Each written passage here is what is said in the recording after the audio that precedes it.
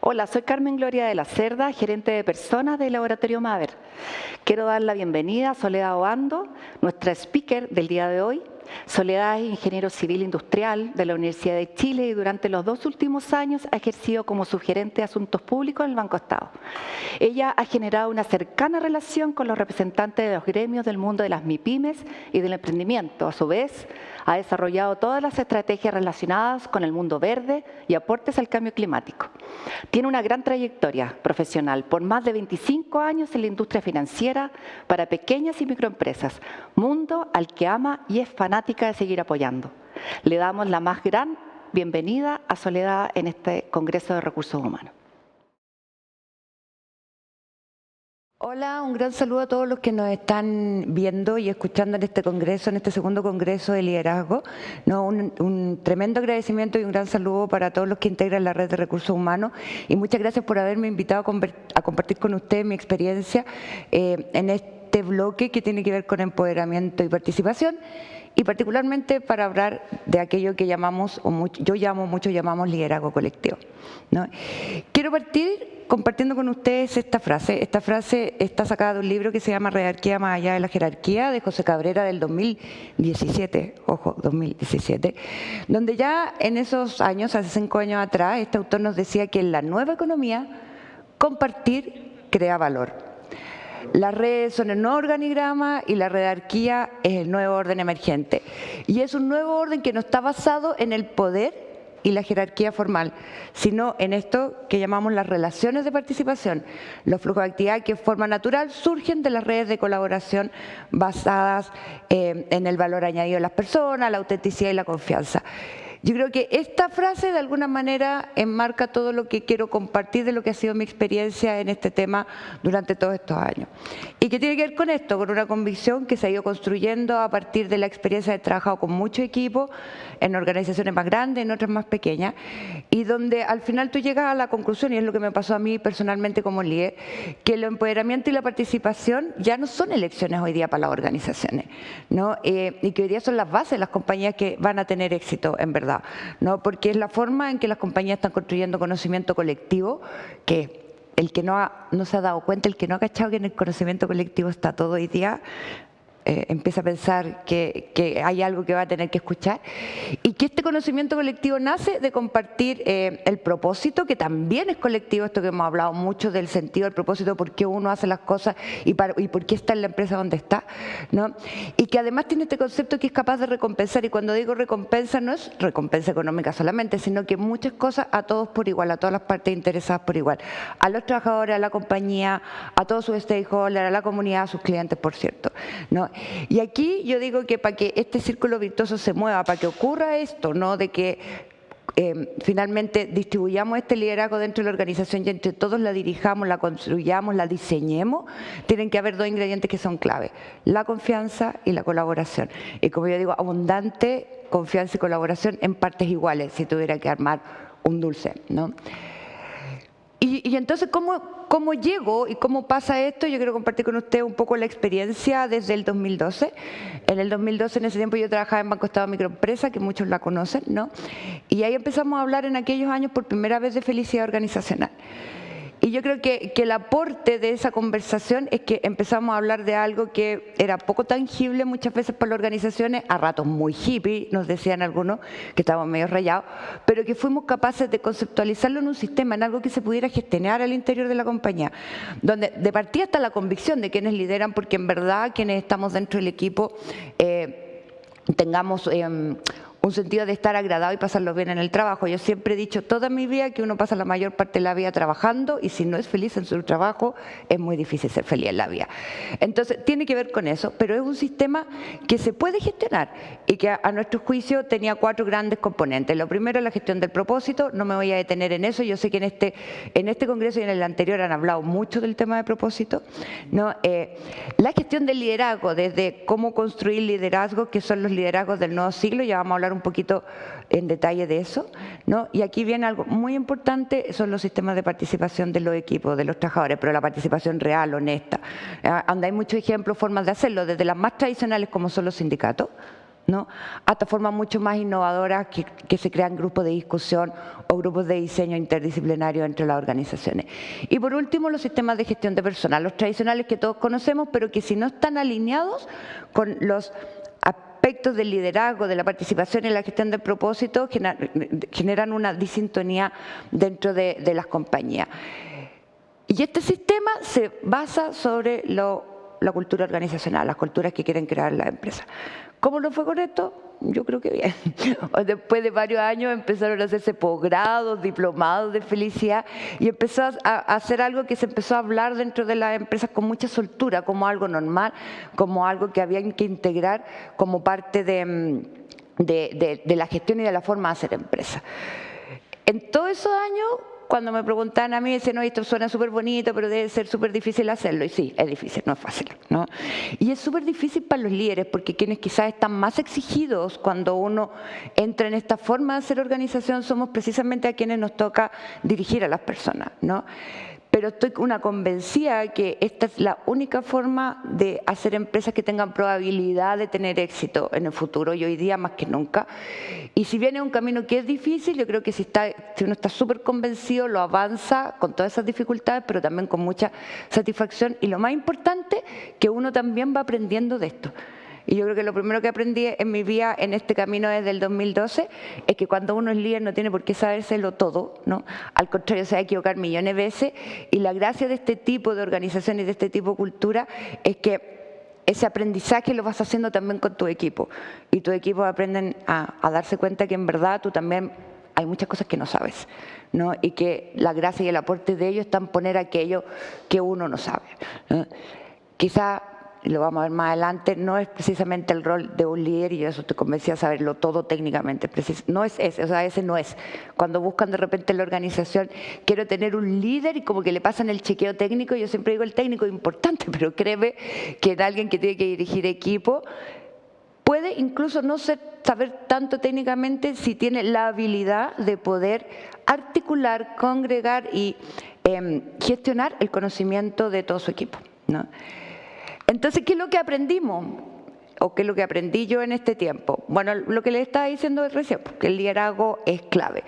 Y es clave no solo por un tema sentimental, que también lo voy a compartir, porque también a uno le pasan cosas, o sea, ser líder y ejercer en todo ámbito de la compañía, en cualquier puesto, el tener a cargo personas sin duda que te exige emocionalmente muchísimo, ¿no? Y si no te está exigiendo emocionalmente, preocúpate porque quiere decir que no estás haciendo bien tu pega, ¿no? Porque acá hay una cosa de cariño y de sentimiento.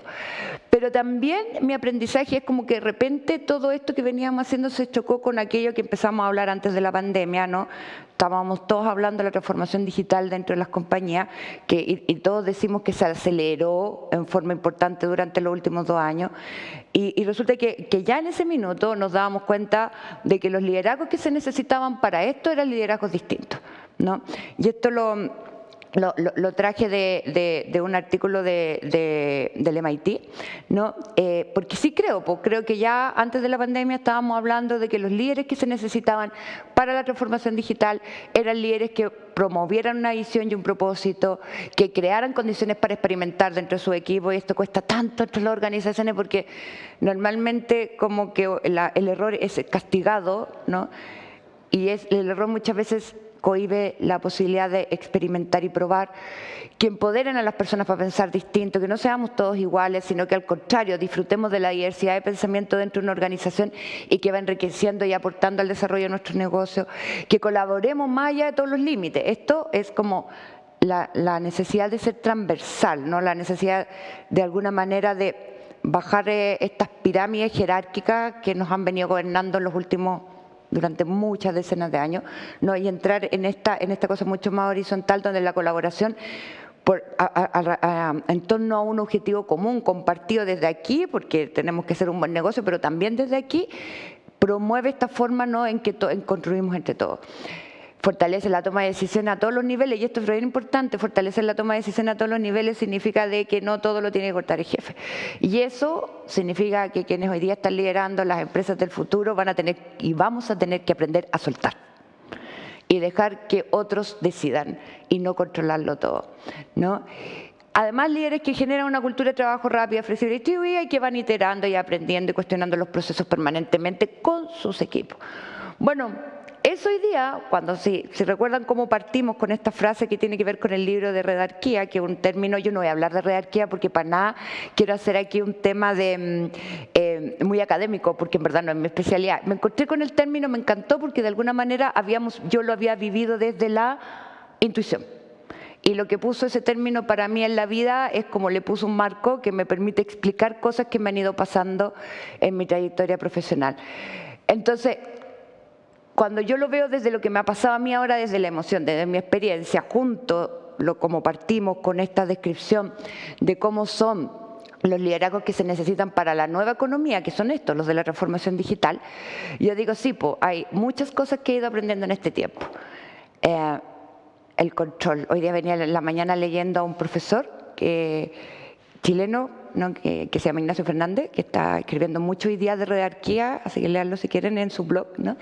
Entonces decía, el control está out. Y créanme, líderes, que es así. Y el que todavía no lo ha podido superar, hágase una terapia, no tengo idea, pero el controlar hoy día está totalmente pasado de moda. Y lo que las organizaciones y los equipos nos están pidiendo a los líderes es que nos centremos mucho más en inspirar y desafiar, ¿no?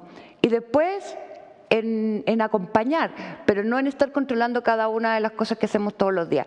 ¿Qué desafío más grande nos puso la pandemia en ese sentido? ¿No? Cuando estaba la gente y nuestros equipos trabajando en la casa, nosotros no teníamos idea de lo que hacíamos.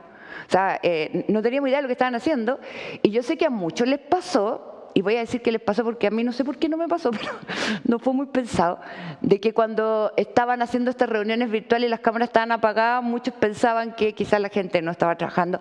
El no poder ver esta mala costumbre, yo ahora pensaba que uno tiene la mala costumbre de que el trabajo está muy asociado como a la era industrial de lo físico, ¿no? Entonces es como la gente está trabajando cuando tú la ves que llega en la mañana a una oficina y se sienta en un lugar. Y aquí todo eso cambió. Entonces como que uno tenía, o como mucha gente, y a mí me tocó, teníamos un círculo de conversaciones con muchos gerentes para compartir lo que nos estaba pasando en este sentido. Claro, pues era un cambio súper grande. Entonces ahí yo creo que tuvimos una tremenda lección de aprender a soltar, ¿no? Y dejar de controlar y supervisar, y más bien inspirar y desafiar, además en un contexto tremendamente difícil, a nuestros equipos, que también emocionalmente no lo estaban pasando muy bien, ¿no? Otra cosa que yo creo que es súper importante es promover este concepto. A mí todo lo que tenga adjetivo colectivo hoy día me encanta. El conocimiento colectivo, ¿no? Y eso tiene que ver con soltar el poder y distribuirlo. Y pucha, ¿qué cuesta esa cuestión? ¿No? Uno tiende todos los días a hacer como la lista y a preguntarse en qué estará, versus generar como los espacios donde uno, que son espacios sistemáticos en las organizaciones, algunas le dicen las mesas, no sé qué, donde vamos a conversar en qué estamos. Pero yo después no te estoy persiguiendo todos los días para saber, porque confío en que tú vas a hacer tu trabajo, porque confío en que yo puse el camino, lo mostré claramente, ¿no? Y quiero que cada uno se tome su espacio y lo saque adelante, ¿no? Y desde su más profunda expertise, y en conjunto con otro puedan generar como este círculo virtuoso que al final va a promover un desempeño que en mi opinión es mucho más alto, o tiene una mejor probabilidad de ser mucho más efectivo, mucho más exitoso, que si vamos trabajando todos en partes por separado con alguien que controla y le dice a todos qué tienen que hacer. Ya, toda esa cuestión ya hoy día está absolutamente pasada de moda. Gestionar el propósito, ¿no? Y aquí es donde me conecto con lo que hablamos en mi empresa hace 10 años atrás, de la felicidad, que al final yo creo que tenía que ver con una necesidad que muchos teníamos de humanizar el trabajo. Y por eso me encanta cuando hablamos de movilizar a través de propósito, porque esa es la movilización que no es por las lucas, que también tienen que estar, sino que es la movilización que viene acá del corazón. Y yo creo que esa, resuelta las necesidades básicas del ser humano, es la que más te mueve a dar grandes saltos y a hacer grandes cosas en la vida y también en el trabajo, ¿no? La importancia de predicar con el ejemplo, y eso tiene que ver con las formas, ¿no? La forma de tomar decisiones, usar el tiempo, relacionarnos con los demás. Y esto es tan importante, vamos a hablar más adelante de los símbolos, pero tiene que ver con eso también, porque muchas veces uno habla de todas estas cosas, de soltar, de que hay que, y le cuenta a sus otros equipos que pero uno no lo hace y hay detalles que van mostrando la incoherencia. Acá se juega la coherencia en cómo se comportan los líderes, las coherencias organizacionales, y entré en una zona de muchos detalles que a ratos puede ser muy estresante, pero yo creo que es una tremenda responsabilidad de quienes lideramos preocuparnos de todos esos detalles, ¿no? Como por ejemplo, no sé, pues yo siempre decía, uno habla de que hay que siempre escuchar al otro, ¿no? Y tú te sentás a conversar con un colaborador tuyo y tú estás todo el rato mirando el teléfono o WhatsApp. Entonces tu colaborador te dice cuál es la importancia de las personas y parece que no me estáis escuchando. Y tú puedes decir que tú puedes hacer 3 cosas a la vez, que no estás perdiendo la atención y que lo estás escuchando, pero lo que él recibe como señal es que es más discurso lo que hablamos que en verdad, porque cuando él está ahí sentado conmigo quiere saber que tiene toda mi atención. Así que ojo con las señales y con las formas de actuar en el cotidiano, de cómo tomamos las decisiones, cómo usamos el tiempo, cómo nos relacionamos con los demás, porque todo el mundo nos está mirando. Cuánta coherencia tiene eso con lo que decimos. El promover buenas conversaciones, y las buenas conversaciones tienen que ver con qué le pasa a la gente, pero también del desempeño de las personas, ¿no? Y aquí uno se podría meter en un largo tema de lo difícil que son tener las conversaciones de desempeño dentro de las organizaciones y el rol que tienen los líderes de promover estas conversaciones y que sean conversaciones que sean honestas, que sean sinceras, pero que sean cariñosas, que sean productivas, ¿no? Que ayuden al otro y que ojalá sean para los dos lados, ¿no? Yo no sé ustedes, pero a mí me encargaba antes de hacer evaluaciones de desempeño, encontraba que no había nada peor en la vida que sentarse a hacer la evaluación de desempeño, porque la evaluación de desempeño siempre era por un lado nomás. Entonces era como que uno se sentía tan mal diciéndole al otro lo que... Bueno, te sentías súper bien diciéndole al otro lo bueno que hacía, pero cuando te tocaba hablar de las brechas, y como que uno se queda con la sensación, después empezamos a hacer este ejercicio, que hoy día ya es como un común en todas las organizaciones, de la vuelta para el jefe también, ¿no? Entonces uno como que quisiera que esas buenas conversaciones estén un tipo, no hay muchas más conversaciones que se dan dentro de las organizaciones, pero yo creo que esta es bien central, ¿no? Porque ahí se muestra como el cariño, la honestidad, ¿no? El que estamos juntos en esto, etc. Y lo último, lo más importante es ser auténtico. Y acá les puedo decir algo. Es súper legítimo que alguien no crea nada de lo que estoy diciendo. Si no lo cree, no intente hacerlo, porque se nota. Y se nota muchísimo. La gente es mucho más perceptiva de lo que nosotros creemos. Y cuando tú estás jugando al personaje del líder cercano, del líder esperador, del no controlador, del que quiere que la gente participe, las personas se dan cuenta, ¿no?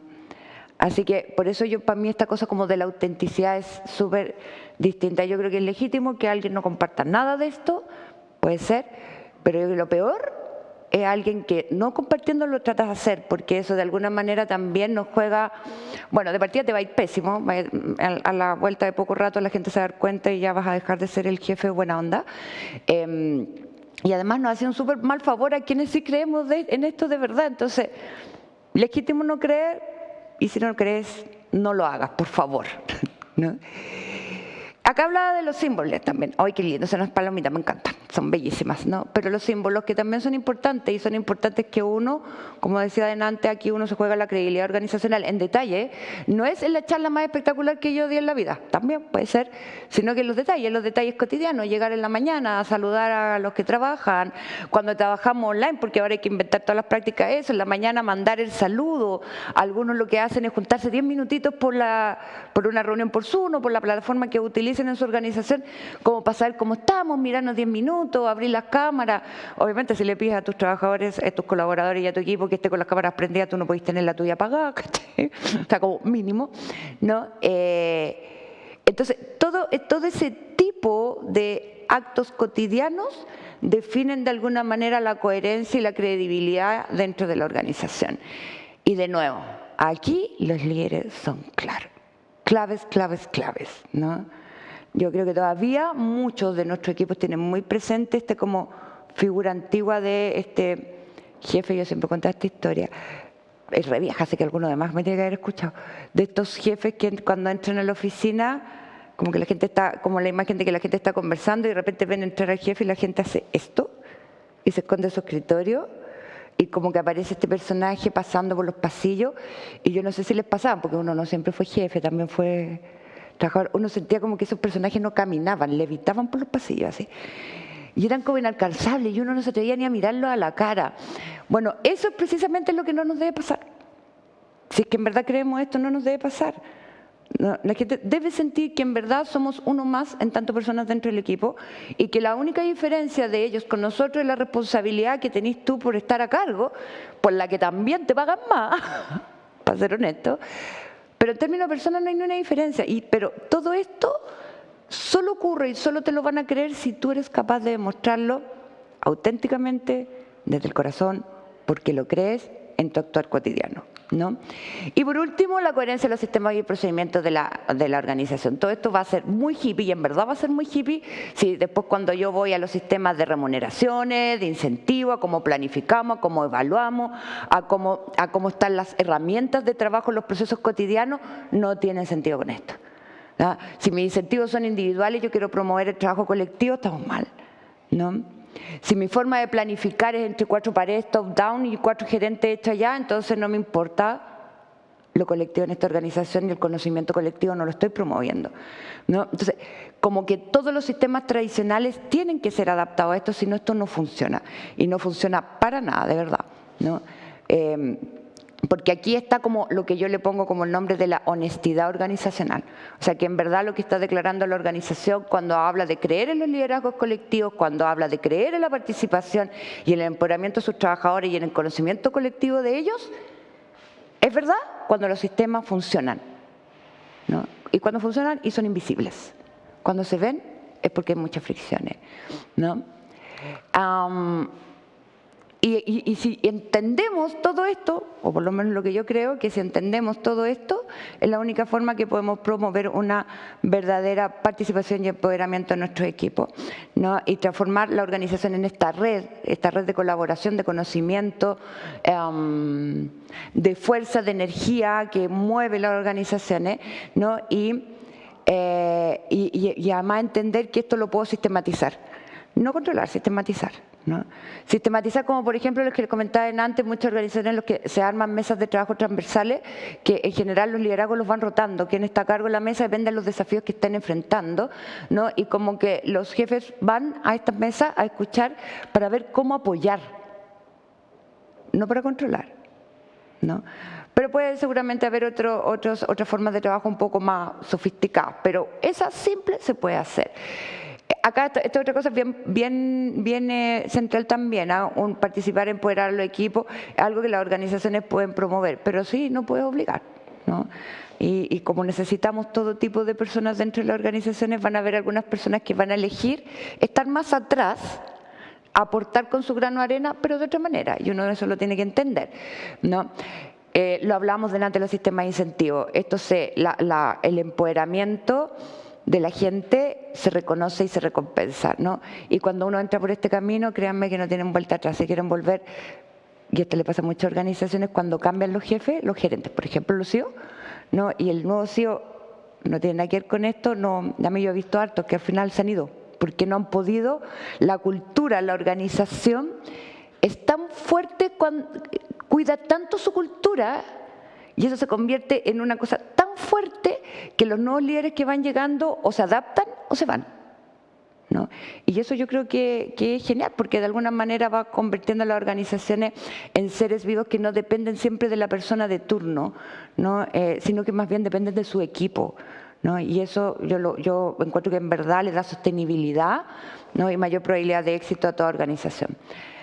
Por lo tanto, de lo que estamos hablando aquí es que hoy día el liderazgo ya no es el tema de un gerente o un grupo de gerentes, que hoy día el liderazgo es una capacidad colectiva que requieren internalizar las organizaciones para hacer que sus equipos saquen lo mejor de ellos, entregarle este poder a su equipo, ¿no? Dejarlos fluir, más bien inspirarlos, motivarlos y acompañarlos para que cada uno pueda poner lo mejor de sí en pos de los desafíos que tiene la organización. Y probablemente hoy día, para enfrentar los desafíos de este nuevo tiempo, ¿no? La participación y el empoderamiento en los equipos hay que incorporarla con abundancia dentro de las organizaciones. Y yo en verdad no veo no veo otra forma en un mundo que está lleno de información, donde todos hoy día la información ya no es una ventaja de uno respecto del otro, de que nos vaya bien, de que podamos tener éxito en una organización que no entendió, que lo que tenía que incorporar hoy día para enfrentar estos nuevos desafíos era esta capacidad colectiva de liderazgo, ¿no? Trabajarla, profundizarla y desde ahí empezar a cumplir sus objetivos en función de su propósito y de sus estrategias de negocio.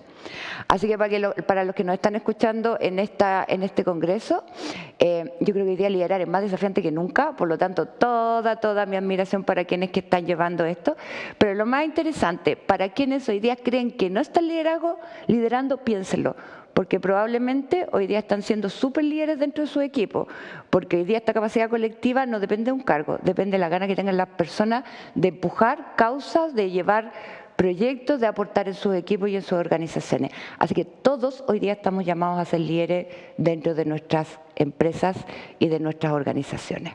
Muchas gracias. Sole, súper interesante tu conferencia, tus ideas novedosas. Y a mí me surgen, yo creo que a la gente que nos está viendo también, preguntas. Porque lo primero que me surge en el fondo es que al hablar de esta nueva capacidad colectiva, tú sacas al líder como figura que está en el centro, ¿cierto? Y pones a todos los colaboradores con un grado de empoderamiento que es importante, que en el fondo es un ingrediente súper importante para que estas personas puedan florecer. Si uno ve algunos estudios, por ejemplo, de liderazgo extraordinario, dice que, por ejemplo, tú los debes conocer, que solo 3 o 4 talentos tenemos cada persona. Los de Gallup hablan de 5 talentos dominantes.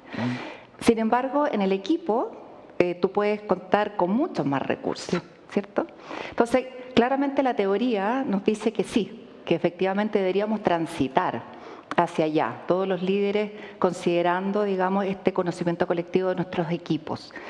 Sin embargo, a mí me surge la duda, conociendo y habiendo acompañado a tantos líderes en la vida profesional, de cómo hacer para que ellos, en el fondo, transiten desde el poder y el ego a esta distribución en el equipo. Entonces, ¿cómo lo has visto tú? ¿Cómo ha sido para ti esa experiencia? Yo quiero partir con una imagen que a todo esto se me olvidó mostrarla en la charla, estaba tan entusiasmada que se me olvidó mostrarla, que seguramente muchos la han visto, que es la ecuación de Einstein, ¿no? Ego es 1 partido por conocimiento, que en el fondo lo que muestra, lo que está tratando de hacer Einstein con esa frase, ¿no? Es ponernos en matemática dura, que en verdad el ego uno lo tiene que trabajar súper bien porque atenta precisamente contra la abundancia de conocimiento dentro de las organizaciones, ¿no? Y yo creo que es superhumano, o sea, que nos ha pasado a todos, ¿no? Y por eso yo siempre digo que estas cosas que a uno resulta de pronto súper bonitas y entretenido contarlo, han sido para muchos procesos súper duros para uno, de construirse y volver a construirse, sobre todo para quienes somos de generaciones anteriores a las nuevas generaciones. O sea, hace rato que nunca he sido millennial en verdad, son como varias décadas pasadas de los millennials. Entonces uno se crió, se formó y se educó con una cultura que era mucho más jerárquica, donde el ego era como parte del juego del liderazgo, ¿no? Y hoy día las cosas han cambiado muchísimo. O sea, la mayoría de nuestro equipo y muchos de los líderes de hoy día es gente de esta nueva economía, que yo creo que crecieron un poquito más con esto. Hay muchas más mujeres liderando, las mujeres tenemos menos rollos con no digo que no lo tengamos, pero menos apego y rollo con el ego que los hombres. Y eso de alguna manera ha ido ayudando y empujando que a quienes estamos como un poquito, yo digo, más criados de una manera distinta, ¿no? Nos vayamos teniendo que deconstruir y volver a formar, y entonces hay como un trabajo. Yo siempre he dicho que el trabajo del líder también tiene que ver como con un trabajo de desarrollo personal súper intenso. O sea, cuando uno decide tomar estos caminos, no basta solo ir a seminarios para aprender y hacer magíster y MBA, también hay que hacer como un trabajo de desarrollo personal que además te obliga a contestarte esta pregunta que yo decía, que a uno puede no gustarle esto, y lo peor que puede hacer es tratar de hacer algo que y meterse en una dinámica de dirección y de liderazgo que a uno no le gusta, ¿no? Porque al final la gente se da cuenta cuando uno no está haciendo las cosas de corazón. Y empezar a soltarse pues, y a darse cuenta que es súper entretenido como no estar a cargo de todo, poder compartir esas responsabilidades con tu equipo, hacerlo desde la confianza y el cariño. Claro, pero al principio cuesta, y sobre todo para los que fuimos criados como con otra mentalidad sí. Sí, sí. Ahora, existen también otros estudios, qué sé yo, que muestran que el 70% del compromiso de las personas que trabajan con nosotros depende de esta figura, del líder. Y hay hoy día niveles de compromiso cada vez más bajos de las personas.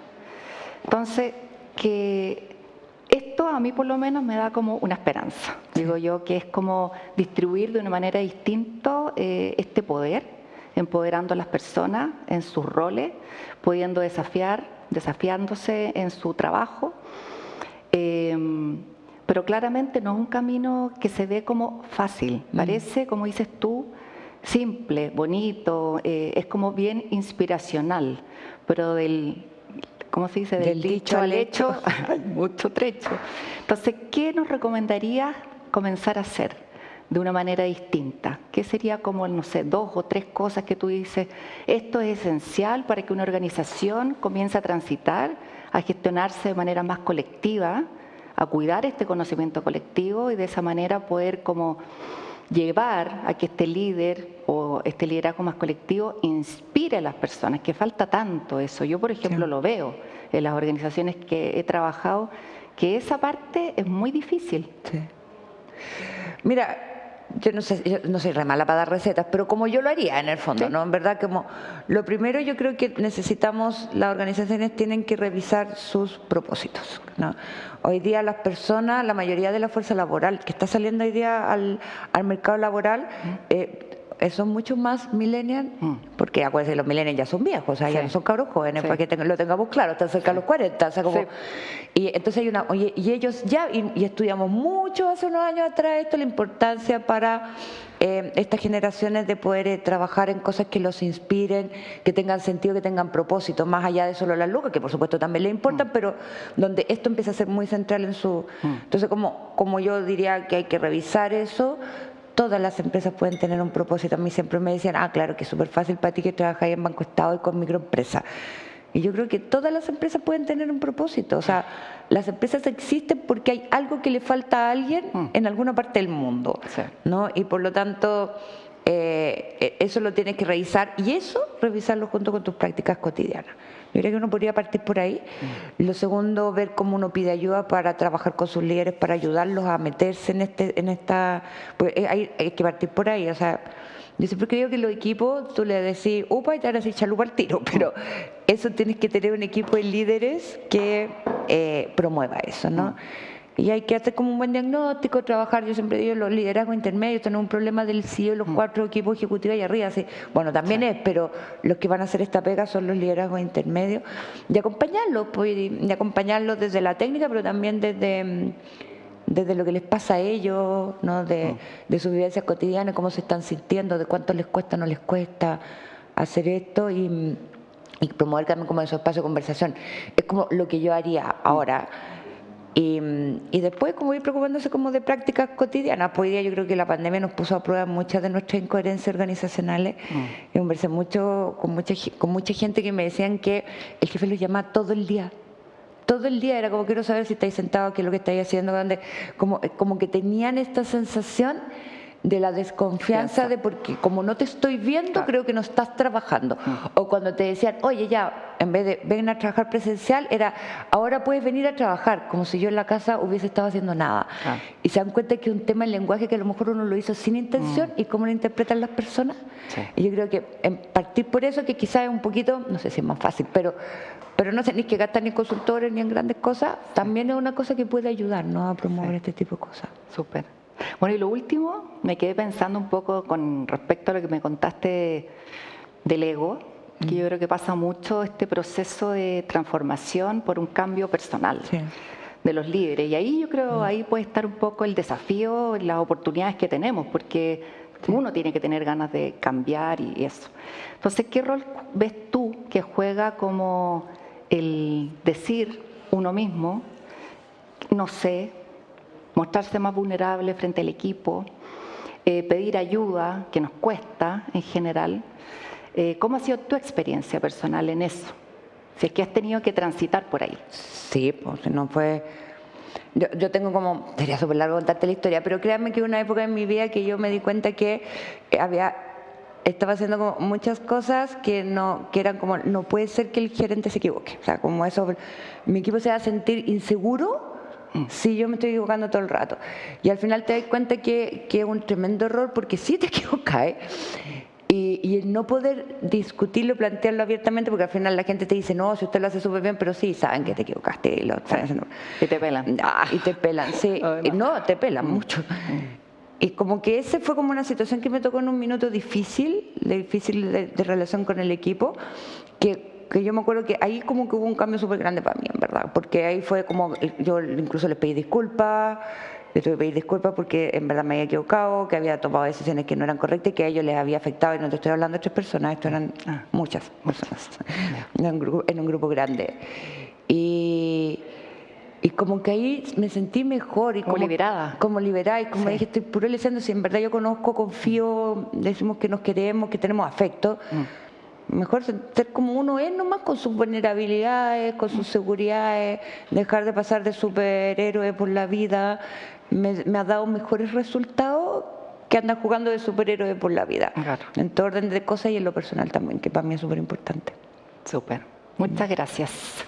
Gracias a ti. Muy buena experiencia. Gracias. Ojalá les sirva a muchos otros de poder ir transitando hacia ese lugar que para muchos es desconocido, pero si ha dado resultado y te fue dando resultado en la realidad, no con la teoría, Sí. Creo que es una posibilidad que debemos es como explorar.